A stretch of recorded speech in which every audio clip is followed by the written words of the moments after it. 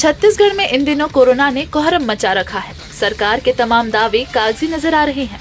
राज्य सरकार ने रेमडेसिविर इंजेक्शन की खुले बाजार में बिक्री पर रोक लगा दी है। इंजेक्शन की निगरानी की जिम्मेदारी कलेक्टर और औषधि विभाग के अफसरों को दे दी गई है, लेकिन सरकारी दावे और कागजी फरमानों के बावजूद कोरोना संक्रमित मरीजों के परिजन पर्ची लेकर दर दर की ठोकरें खाने को मजबूर हैं।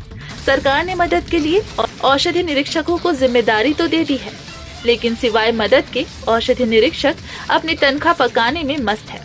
कुछ दिनों पुराने सरकारी फरमान की यदि बात करें तो सरकार ने रेमडेसिविर इंजेक्शन की सप्लाई सीधे अस्पतालों में मरीजों के लिए सुनाई है, लेकिन अस्पताल भी मरीजों के मुताबिक इंजेक्शन नहीं मिलने का कारण बताकर परिजनों को पर्ची थमाकर दर दर भटका रहे हैं। अब परिजनों को सरकारी फरमान के बाद आखिर खुले बाजार में इंजेक्शन मिले कैसे? इसके लिए सरकार ने परिजनों की असुविधा को रोकने औषधि विभाग के अफसरों को जिम्मेदारी दी है, लेकिन वही औषधि विभाग के अफसर हैं जिन्हें अस्पतालों में भेजे गए इंजेक्शन की मात्रा और मरीजों की संख्या की पूरी जानकारी है। फिर भी कम संख्या में इंजेक्शन भेजे जाने और उसके बाद परिजनों की तरफ से ठोकरें खाने के बाद मदद की गुहार लगाने पर अभिज्ञता जाहिर करते हैं। इतने सब के बाद इंजेक्शन की कालाबाजारी थमने का नाम नहीं ले रही है। 899 रुपए के सरकारी दाम वाले इंजेक्शन की कालाबाजारी में कीमत 8 से 9,000 रुपए प्रति वाइल है। सरकार ने प्रमाण सहित कालाबाजारियों को पकड़ा भी है, फिर भी ठोस कार्रवाई करने से बच रही है।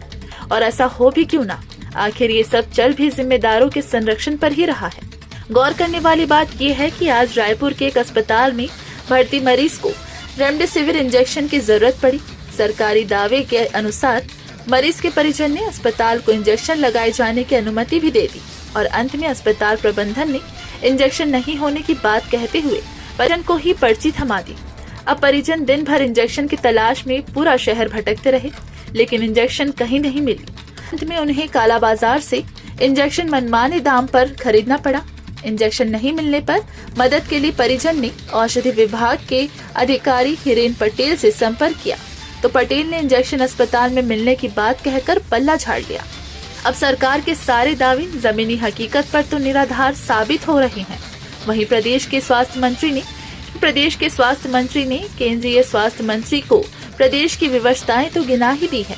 अब अंत में सरकार फिर अपनी सारी नाकामियां केंद्र के मत्थे मरने को तैयार है। देश बघेल वैसे तो कोरोना से लड़ने मुस्तैद है, लेकिन उनके सहयोग क्यों नहीं कर रहे हैं से परे है। मई में जब प्रदेश ने कोरोना की जंग जीती थी, ईद का सेहरा सभी ने साथ मिलकर पहना था। अब वही साथ और एकता दिखाई नहीं पड़ रही है। Bureau report, Raipur.